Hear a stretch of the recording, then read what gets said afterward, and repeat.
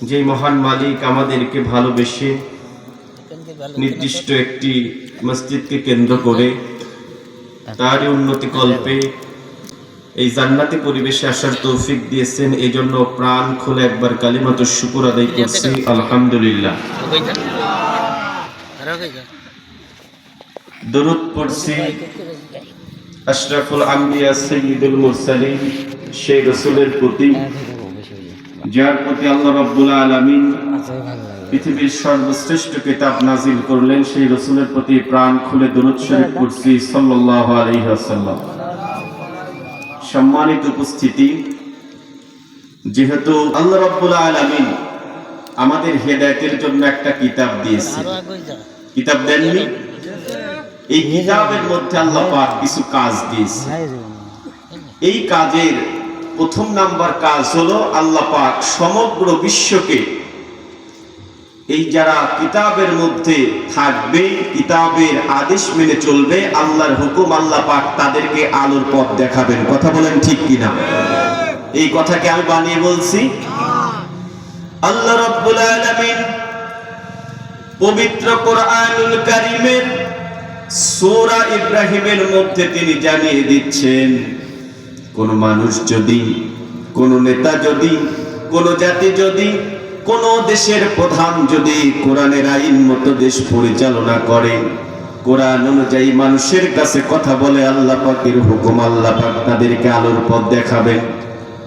আল্লাহ রাব্বুল আলামিন সেই কথাই তিনি বলছেন, কিতাবুন আনজালনাহু ইলাইকা লিতুখরিজান নাসা মিনাজ যুলুমাতি ইলান নূর। আল্লাহ পাক তিনি জানিয়ে দিচ্ছেন, আমি এমন কিতাব দুনিয়ার মাঝে অবতীর্ণ করেছি আমার বিশ্বনবীর প্রতি। এই কিতাব যদি কোন রাষ্ট্র, কোন জাতি, কোন ধর্ম, কোন বর্ণ তারা ঠিকভাবে নিজের জীবন পরিচালনা করার জন্য মেনে নিতে পারে, আল্লাহর ওয়াদা, আল্লাহ পাক তাদেরকে অন্ধকার থেকে আলোর পথে দিয়ে দিবেন। কথা বলেন ঠিক কিনা? সে আমাদের জাতি নিয়ে, আমাদের জাতি, আমরা কোন জাতের লোক বলেন তো? ইসলাম, মুসলমান জাতের লোক। কিন্তু মুসলমান হবার পরে যেই গুণ আমাদের মাঝে থাকা দরকার, সেই গুণ আমাদের মাঝে। মুসলমান হওয়ার পরে আল্লাহ পাক বলেন, মুসলমান যদি কোনো ব্যক্তি ইসলামের মধ্যে আসে, তার জন্য আবশ্যক হয়ে যায় চারটা গুণ। কয়টা গুণ?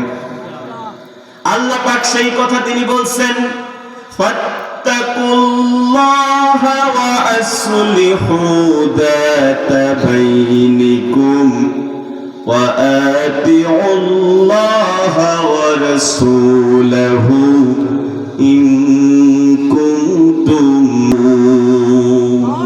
আল্লাহ পাক তিনি জানিয়ে দিচ্ছেন কিতাবের মাধ্যমে যে দুনিয়ার মধ্যে শুধু নাম মুসলমান হলে হবে। এখানে যারা আছেন বা আমাদের এলাকায় যারা আছে, আপনাদের এলাকায় যারা আছে, তারা সকলেই তো মুসলমান। কিন্তু মুসলমান শুধু হলেই হবে না, মুসলমান হতে হলে গুণ থাকতে হবে কয়টা? এর মধ্যে প্রথম গুণ হলো ভয় করতে হবে কাকে? এখন দেখুন আমাদের সমাজের চিত্রটা ভিন্ন। আমরা কি তো আল্লাহকে ভুলেই গেছি? কিসের ভয় আল্লাহকে? আজকে যে দেশ পরিচালনা করছে আমরা ভয়ে নম্র, আজকে বিড়ালের মতো আমরা বাড়িতে আজকে থাকি, আল্লাহর প্রতি আমাদের কোনো বিশ্বাস নেই। ভয় করছে আজকে দেশের প্রশাসনকে, আমরা ভয় করি আমার চাইতে অর্থের দিক থেকে যে স্বাবলম্বী। অথচ আল্লাহ রাব্বুল আলামিন বলেন, কোন ব্যক্তি যদি ঈমান আনার পরে আমি ব্যতীত অন্য কাউকে ভয় করে, সে কোনো সময় মুমিন হতে পারে না। সে যদিও নামে মুমিন হয়, আল্লাহ পাকের কাছে সে কোনোদিন মুমিন হতে পারবে না। আল্লাহ রাব্বুল আলামিন বলেন, ইয়া আইয়ুহাল্লাযীনা আমানু তাকুল্লাহা হাক্কা তুকাতিহি ওয়া লা তামুতুন্না ইল্লা ওয়া আনতুম মুসলিমুন। মুমিন যদি হতে হয় ভয় করতে হবে কাকে? আর আল্লাহকে ভয় করে যদি আমরা পূর্ণ মুমিন না হই, আল্লাহ পাক বলছেন খবরদার তোমরা এই কবরের মধ্যে আসো না। এই কবরটা হলো বাইতুল গরিব, তোমার জন্য হলো ফাঁকা ঘর, একাকিত্বের ঘর। আজকে আমি আর আপনি ঘরে থাকি, আমার বিবি, বাচ্চা, ছেলে, সন্তান সব কিছু আছে, কিন্তু আপনি যখন চোখটা বন্ধ করবেন, প্রকৃত মুসলমান ছাড়া যখন আপনি কবরে যাবেন, ওই কবর আপনার দুনিয়ার বিত্তবান, দুনিয়ার রাজনীতির পরিচয় চিনবে না। কবর কেবলমাত্র আপনাকে চিনবে আপনি মুসলমান নাকি আপনি অন্য কেউ। কারণ আল্লাহ রাসূল বলছেন, ফাফরিশ ফিরাশাম মিনাল জান্নাহ, কবরটা তোমার জন্য জান্নাত হয়ে যাবে, ইন কুনতুম মুমিনিন, তুমি যদি মুমিন হও। আবার কবরটা আল্লাহ রাসূল অপর পক্ষে বলছেন, এই ফাফরিশ ফিরাশাম মিনান নার, এই কবরটা তোমার জন্য একটা আগুনের স্তূপ হয়ে যাবে যদি তুমি মুসলমান বিহীন এই কবরের মধ্যে আসো। সম্মানিত উপস্থিতি, বলতেছিলাম আল্লাহ পাক তিনি বলছেন, মুমিন যদি হতে হয় গুণ থাকতে হবে কয়টা? এর মধ্যে প্রথম গুণ হলো ভয় করতে হবে কাকে? কিন্তু আমরা কাকে ভয় করি? আমরা আজকে ভয় করি ইউনিয়ন পরিষদের চেয়ারম্যানকে, ভয় করি আজকে উপজেলা চেয়ারম্যানকে, ভয় করি আজকে আমার এলাকার এমপিকে, ভয় করি মন্ত্রীকে, ভয় করি দেশের প্রশাসনকে।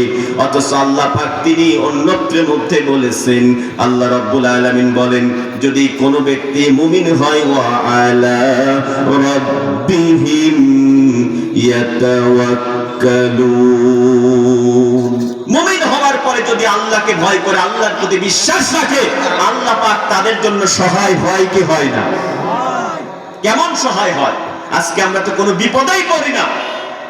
নবীদের দিকে যদি আমরা তাকাই, আল্লাহ রাব্বুল আলামিনের জলিল কদর খলিল নবী এবং রাসূল হযরত ইব্রাহিম আলাইহিস সালাতু ওয়াস সালাম, তিনি যখন নমরুদ তার প্রতি ঘায়েল করলো, দেখলো ইব্রাহিমকে সরানো যায় না, কি করা যায়? তাকে অগ্নিকাণ্ড দিয়ে তাকে জ্বালিয়ে দুনিয়া থেকে শেষ করে দেব। আসমান থেকে ফেরেশতা এসে বললেন, হে আল্লাহর নবী ইব্রাহিম, আপনাকে কি আমরা কোনো সাহায্য করব? নবী ইব্রাহিম বলেন, আমি তো এমন কোন প্রভুর ইবাদত করি না, এমন কোন সত্তার দাসত্ব করি না যে আমাকে দেখছে না। সুতরাং তোমরা যেখান থেকে আসছো সেখানেই তোমরা চলে যাও। যে আল্লাহ আমাকে সৃষ্টি করছে, যে আল্লাহ আমাকে এইখানে প্রেরণ করেছে, অবশ্যই সেই আল্লাহ পাক আমাকে দেখছেন, সেই আল্লাহ পাক আমাকে উদ্ধার করবে। বর্তমান সময়ে আমাদের মুসলমানদের মধ্যে ইয়াকিন, বিশ্বাস, তাওয়াক্কুল একেবারে দুনিয়া থেকে আমাদের মনের মধ্য থেকে হারিয়ে গেছে। নবীর মতো যদি বিশ্বাস থাকতো, তাফসীরের মধ্যে আসছেন, নমরুদ যখন ইব্রাহিম আলাইহিস সালাতু ওয়াস সালামকে আগুনের মধ্যে দিয়ে পোড়াবেন, আগুনকে 40 দিন তিনি জ্বালিয়েছিলেন, প্রজ্বলিত করেছিলেন, যে আগুনের উপরে দিয়ে যদি কোনো পাখি যেত, পাখিটা কিমা হয়ে ফ্রাই হয়ে পড়ে যেত। কি আশ্চর্য ব্যাপার! নমরুদ যখন হযরত ইব্রাহিম আলাইহিস সালাতু ওয়াস সালামকে আগুনের মধ্যে নিক্ষেপ করলেন, ব্যাপার কি? আগুনের এত শক্তি সবকিছুকে মুহূর্তের মধ্যে সারকার করে ফেলে কি ফেলে না? এই যে গত 2 দিন আগে বেইলি রোডে, আপনার ঢাকার বেইলি রোডে একটা স্টুডেন্ট কাচ্চি ভাইতে আগুন ধরছে, আপনারা খবর জানেন না? 44 জন জায়গায় মারা গেছে, এর চাইতে অনেক বেশি দগ্ধ। কিন্তু এটা তো দুনিয়ার সামান্য আগুন। নমরুদ যে আগুনটা করেছিল এর দৈর্ঘ্য ছিল 40 মাইল। কিন্তু যখন নমরুদ নবী ইব্রাহিম আলাইহিস সালাতু ওয়াস সালামকে আগুনের মধ্যে ফেলে দিলেন, আগুন কিছু করতে পারলেন না। আল্লাহ পাক আগুনকে বললেন, কুলনা ইয়া নারু কুনি বারুদাও ওয়া সালামান আলা ইব্রাহিম, হে আগুন, তুমি আমার নবী, আমার রাসূল ইব্রাহিমের জন্য শান্তিদায়ক হয়ে যাও। আগুন থেকে বের হয়ে আসার পরে জিজ্ঞাসা করা হলো, হে আল্লাহর নবী ইব্রাহিম, আপনি যে আগুনের মধ্যে ছিলেন, এই আগুনের মধ্যে থাকাকালীন আপনার অনুভূতিটা প্রকাশ করুন। যেমন আমি আর আপনি ভালো কোনো জায়গা থেকে যদি জয় করে আসি, ফিরে আসার পরে সাংবাদিকরা এসে আমার সামনে মাইক দিয়ে বলবে, কিন্তু আপনি ওখানে যখন বিজয় লাভ করেন আপনার মনের অনুভূতিটা। নবী ইব্রাহিমকে যখন জনতা জিজ্ঞাসা করলেন, আপনি তো আগুনের মধ্যে ছিলেন, আপনার আগুনের মধ্যে থাকার অনুভূতি কি? নবী ইব্রাহিম বলেন, ওই আল্লাহর কসম কেটে বলছি, ওই সত্তার কসম কেটে বলছি, দুনিয়ার মধ্যে আমি যতদিন বসবাস করেছি কেবলমাত্র আমি একদিন জান্নাতে সুখে ছিলাম, আর ওই সুখটা ছিল যেই দিন নমরুদ আমাকে আগুনের মধ্যে ফেলে দিয়েছে। এজন্য আগুনের মধ্যে থেকেও শান্তি পাওয়া যায় যদি বিশ্বাস থাকে কার প্রতি? এই জন্য এখানে যারা আছেন বিশ্বাস রাখবো কার পর? নাকি দেশের প্রশাসনের পর? এই প্রশাসনের ক্ষমতা দীর্ঘস্থায়ী হবে না। অবশ্যই এই দেশে একদিন, আল্লাহর কসম করে বলি, কোরআনকে সাক্ষী দিয়ে বলছি, এই দেশে একদিন ইসলাম কায়েম হবে হবে, এর প্রতি কোনো সন্দেহ আছে? কিন্তু এর আগে আমাদের মধ্যে 4টা গুণ রাখতে হবে। প্রথম গুণ, ভয় করতে হবে কাকে? এরপরে আল্লাহ রাব্বুল আলামিন বলেন, ওয়াসলিহু যাতা বাইনিকুম, তোমাদের মধ্যে যারা একজন আরেকজনের সঙ্গে পারস্পরিক শত্রুতা আছে, দুশমন আছে, তাদের সঙ্গে তোমরা সমঝোতা করো। আল্লাহ রাব্বুল আলামিনের নবী, বিশ্ব নবী মুহাম্মদুর রাসূলুল্লাহ সাল্লাল্লাহু আলাইহি ওয়াসাল্লামের সাহাবী হযরত আনাস বলেন, মসজিদে নববীতে আমি একদিন দেখলাম বিশ্ব নবী হাসছেন। এমন সময় জিজ্ঞাসা করলাম, ইয়া রাসূলুল্লাহ, ইয়া হাবিবাল্লাহ, আপনি কেন হাসেন?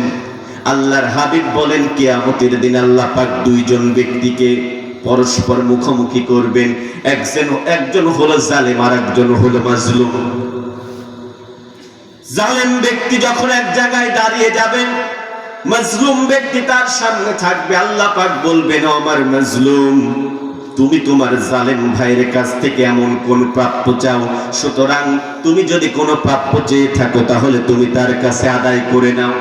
আজকে আমরা দুনিয়ার মধ্যে যারা লাঞ্ছিত হচ্ছে, অপদস্থ হচ্ছি, মনে রাখবেন, রাত যত গভীর হয় তার সূর্যটা তত বেশি পরিষ্কার হয়। আল্লাহ রাব্বুল আলামিন ওই মাজলুম এবং জালেম ব্যক্তিকে যখন একত্রিত করে বলবেন, এ জালেম, তুই তোর প্রতি অবিচার করেছিলি, বিনা দোষে, বিনা মামলায় তুই আজকে ওর উপর অপবাদ দিয়েছিলি, জালেম, তুই আজকে ওর কাছ থেকে মাপ চা। মাজলুম ব্যক্তি, জালেম যার প্রতি অত্যাচার করেছে, ওই ব্যক্তি তখন বলবে, রব্বুল আলামিন, আমি আজকে ওকে মাফ করতে পারবো না। আল্লাহ পাক ওই মাজলুমকে বলবেন, তুমি কি করলে মাফ পাবে? ওই মাজলুম ব্যক্তি বলবে, রব্বুল আলামিন, আমার যত পাপ আছে ওর প্রতি আপনি চাপিয়ে দিন। আল্লাহ পাক তখন মাজলুমকে বলবেন, অনুরোধ করবেন, মাজলুম রে, মাজলুম ব্যক্তিকে আল্লাহ পাক বলবেন, তুমি তোমার জালেম ভাইয়ের প্রতি একটু সহানুভূতি হও। মাজলুম বলবে, রব্বুল আলামিন, আমি পারবো না। এরপরে যখন নানান কিছু বলার পরে ওই মাজলুম ব্যক্তি যখন মানবেন, আল্লাহ পাক তখন ওই মাজলুমের পাপের ভার ওর প্রতি দিয়ে দিবেন। বিশ্ব নবী এই কথা বলার পরে এত বেশি কান্নাকাটি করলেন, আল্লাহর নবীর সাহাবীরা বলেন, আল্লাহ রাসূলের দাড়ি ভিজে যাচ্ছে। আল্লাহ রাসূল বলেন, সেই দিন অত্যন্ত ভয়াবহ হবে, যেই দিন যে ব্যক্তি জুলুম করবে আর মাজলুম ব্যক্তি সেই দিন এত আনন্দ উৎফুল্লিত থাকবে। জুলুমকারী ব্যক্তি যদি দুনিয়ার মধ্যে কোনো ভালো পজিশনে থাকে, ওই দিন আদালতে আখিরাতে আল্লাহ রাব্বুল আলামিন তাকে জাহান্নামে দিয়ে দিবেন। সম্মানিত উপস্থিতি, শেষ অংশে বলি, আল্লাহ রাসূল বলেন, এরপরে ওই মাজলুম ব্যক্তিকে আল্লাহ পাক বলবেন, এই মাজলুম, তুমি একটু তোমার উপরের দিকে তাকিয়ে দেখো।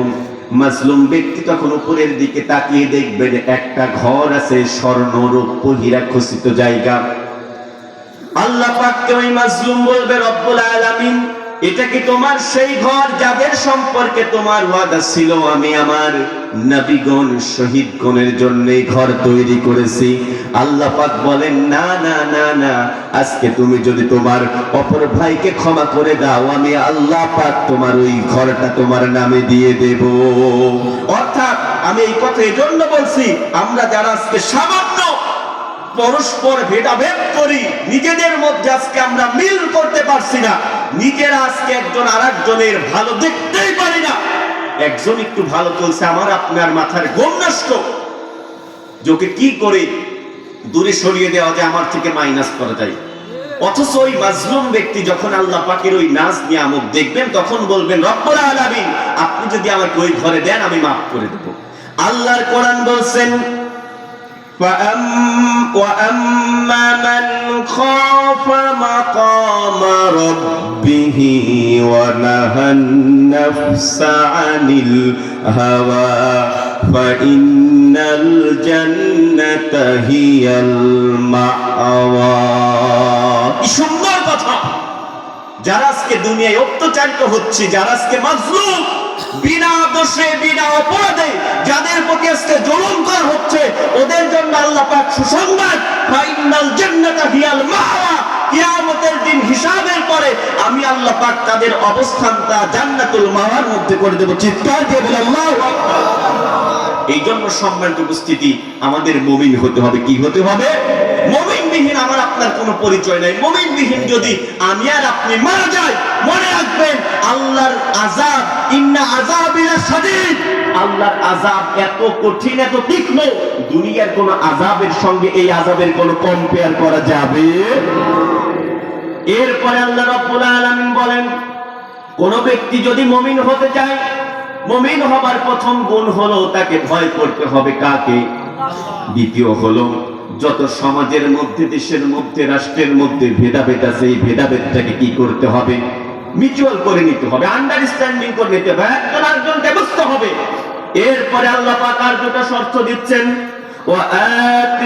ওয়াআতিউল্লাহা ওয়া রাসূলাহু ইন কুনতুম মুমিনিন। এরপরে আল্লাহ পাক বলেন, তুমি যখন আমাকে ভয় করবে এবং তোমাদের মধ্যে পরস্পর তোমরা সব কিছু তোমরা মিউচুয়াল করে নিবে, বোঝাপড়া করে নিবে, এরপরে কোন ব্যক্তি যদি আমি আল্লাহ আমার আনুগত্য করে। এখানে একটা কথা বলি, আমাদের বর্তমান সমাজে এমন কিছু সুন্নি আলেম আছে যারা নিজেদেরকে সুন্নি দাবি করে, তারা সব জায়গায় আল্লাহ রাসূলকে আগে দিয়ে এসে বলেন তো আল্লাহ আগে না রাসূল আগে? কিন্তু এমন কিছু একটা সুন্নি আলেম মনে করে, ওরা নিজেদেরকে এত সুন্নি দাবি করে, তারা আল্লাহর আগে রাসূলকে প্রাধান্য দেয়। এটা কি আসলে কোন সম্ভব? আগে আল্লাহ। তো সম্মানিত উপস্থিতি, আল্লাহকে আনুগত্য করতে হবে, তার রাসূলকে আনুগত্য করতে হবে। একটা হাদিস বলে ছেড়ে দেব, রাসূলের আনুগত্য করলে কি হয়? আলহামদুলিল্লাহ, আমাদের আজকের দ্বিতীয় মেহমান রাকিবুল ইসলাম জিহাদি ঢাকা, তিনি আমাদের মাঝে উপস্থিত হয়েছেন। আমরা সকলে পড়ি আলহামদুলিল্লাহ। হুজুর এখনই আসবেন, আমি আর একটা উপমা দিয়ে ছেড়ে দেব। মুসলমান হওয়ার জন্য চারটা গুণ দরকার: আল্লাহকে ভয় করা, পরস্পর সংশোধন করা, আল্লাহর আনুগত্য করা এবং রাসূলের আনুগত্য করা। রাসূলের আনুগত্য কেমন করব? আল্লাহর নবীর সাহাবী আব্দুল্লাহ ইবনে হুযাফা রাদিয়াল্লাহু তাআলা আনহু, তিনি যখন 300 জন সাহাবীকে নিয়ে রোমে দ্বীনের তাবলীগ দাওয়াতের জন্য গেলেন, যাবার পরে রোমের সৈন্যরা আব্দুল্লাহ ইবনে হুযাফা সহ তাদেরকে ধরে নিয়ে যখন বাদশার কাছে গেলেন, গিয়ে বললেন, বাদশা ইনি হলেন মুহাম্মাদের সাহাবী, আল্লাহর প্রতি ঈমান এনেছেন। বাদশা বললেন, কি করব? তার সৈন্যরা বললেন, ওকে আপনি যদি খ্রিস্টান ধর্ম গ্রহণ করাতে পারেন তাহলে ও জাহান্নামী হয়ে যাবে। বাদশা বলেন, ঠিক আছে, এ আব্দুল্লাহ ইবনে হুযাফা, তোকে যদি আমার রোমের অর্ধেক রাজত্ব দিয়ে দেই, তুই কি মুসলমান হোক থেকে বিরত থাকবি? আব্দুল্লাহ ইবনে হুযাফা বলেন, কোন সময় সম্ভব না, আমি কোন সময় আল্লাহ রাসূলের ধর্মকে ছেড়ে দিয়ে তোমার আজকে দুনিয়ার সামান্য শাস্তির ভয় আমি ইসলাম ত্যাগ করতে পারবো না। অনেক কথা লাস্টে বলি, আব্দুল্লাহ ইবনে হুযাফা কান্নাকাটি করছেন। বাদশা ভাবলেন হয়তো বা এর কান্নার দ্বারা সে ইসলাম থেকে ডিভাইডেড হয়ে যাবেন। হঠাৎ করে বাদশা বললেন, কি ব্যাপার আব্দুল্লাহ ইবনে হুযাফা, তুমি কেন কান্নাকাটি করো? তুমি কি ইসলাম থেকে বিরত থাকবে? আব্দুল্লাহ ইবনে হুযাফা বলেন, আমি এই জন্য কান্নাকাটি করছি, আল্লাহ পাক আমার জীবন দিয়েছে একটা। আল্লাহ পাক যদি আমার মাথার চুল এবং সারা শরীরের মতো যদি পশমের সমান জীবন দিত, আমি বারবার তোমার এই শাস্তি ভোগ করতাম, তবু আমি ইসলাম ছেড়ে দিতাম না। হঠাৎ করে আব্দুল্লাহর মুখ থেকে আসলো, ইন্নাল্লাযীনা ক্বালু রাব্বুনাল্লাহু সুম্মা ইসতাকামু তাতানাজ্জালু আলাইহিমুল মালাইকাতু আল্লা তাখাফু ওয়া লা তাহজানু وأبشروا بالجنة التي كنتم توعدون আল্লাহ রাব্বুল আলামিন আমাদের সকলকে শ্রেষ্ঠ মুসলমান করে এই চারটা গুণের গুণান্বিত করে আল্লাহ পাকের দরবারে আমাদের সকলকে হাজির হওয়ার তৌফিক দান করুন। আমরা সকলে পড়ি আল্লাহুম্মা